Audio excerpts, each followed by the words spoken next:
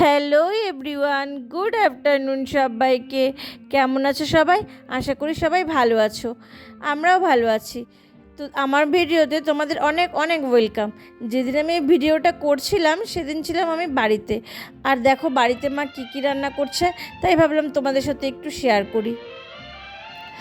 তো হয়েছিল কাঁঠাল দিয়ে চিংড়ি মাছ, কচুরলতি, আর যেটা হয়েছিল মাছের মাথা দিয়ে ডাল। তো মা মাছের মাথাটা ভেজে নিচ্ছিল। আর এই যে দেখো কচুরলতি, সবই আমার খুব ফেভারিট। তো তোমাদের কার কার কাঁঠাল চিংড়ি আর কচুরলতি আর মাছের মাথা দিয়ে মুগের ডাল খেতে ভালো লাগে অবশ্যই কমেন্টসে জানাবে।